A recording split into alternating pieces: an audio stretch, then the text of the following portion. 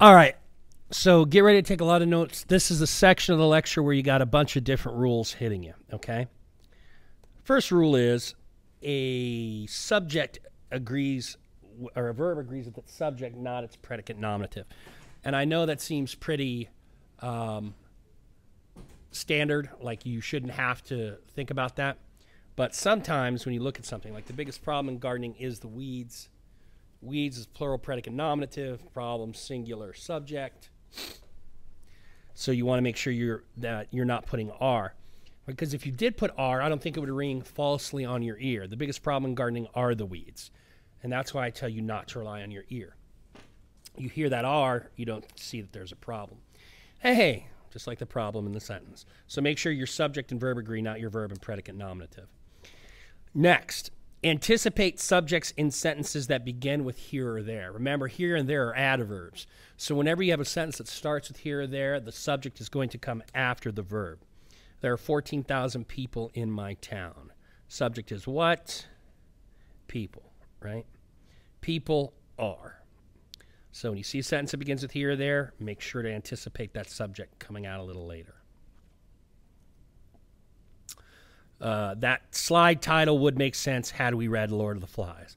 But as we haven't, it's an illusion you don't get. Unless you have read Lord of the Flies. Okay, now we're going to go back to a little collective noun kind of thing, but I think this is a little bit easier. Words stating amount are usually singular, okay? $15 was too much to pay for the CD. 10 days is the usual incubation period for a healthy batch of Ebola, etc. Once again, if you can, we're working with that concept of the group versus the individual. If you can, like saying an amount with money, if it's acting like a price tag, or it's, you know, you don't see the individual bills or coins being laid out before you, then it's singular.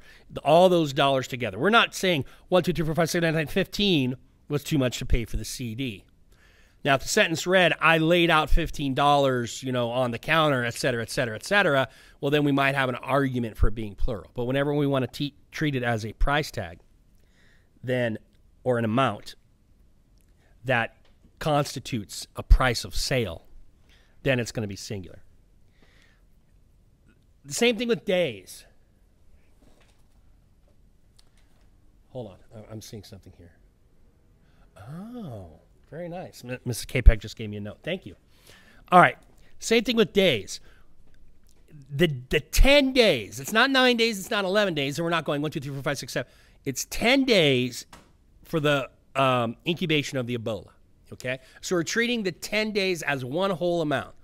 Now, if we get to something where we count the days off for whatever reason, or months, or whatever the time measurement is, then it'll be plural. And obviously, I'll be having plural examples for you soon.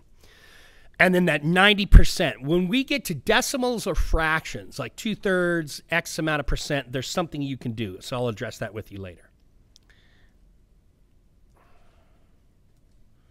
Okay, I'll let you read that bullet when the sense of the sentence.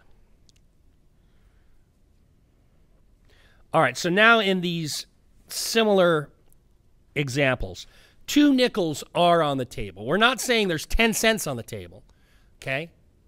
We're saying 2 nickels, 1, 2. I can count them as individuals. They're not a sum. They're 2 separate individual things. Thus, they take the plural verb.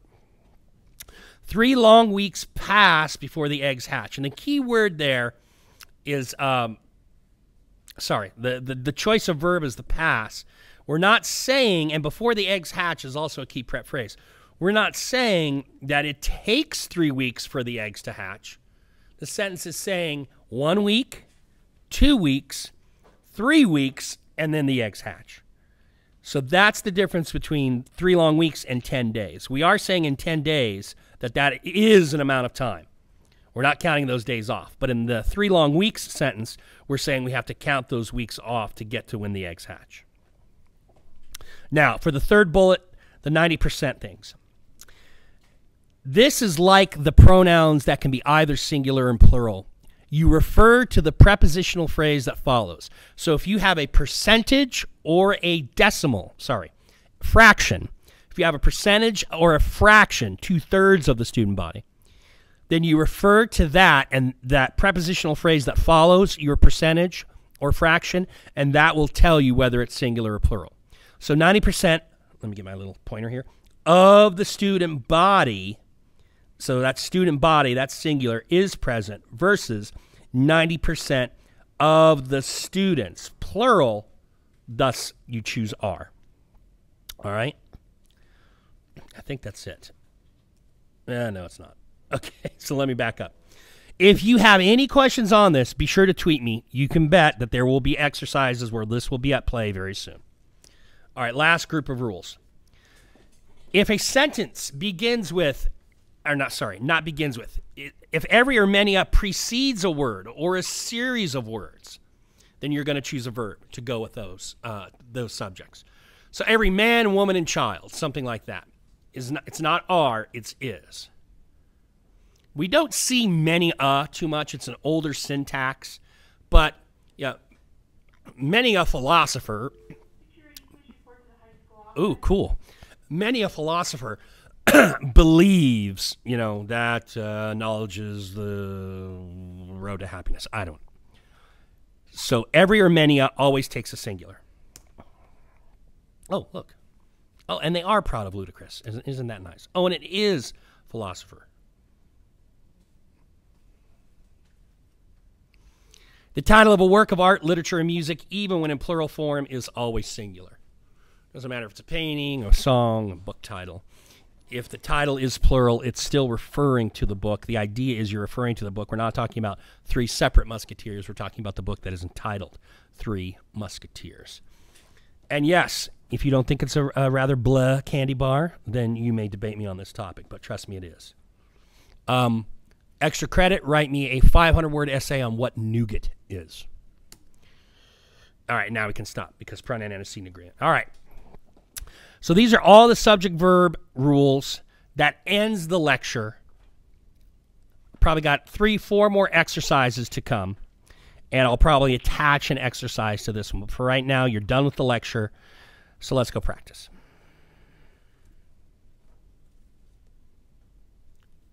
I'm about to cuss. Okay, thank goodness.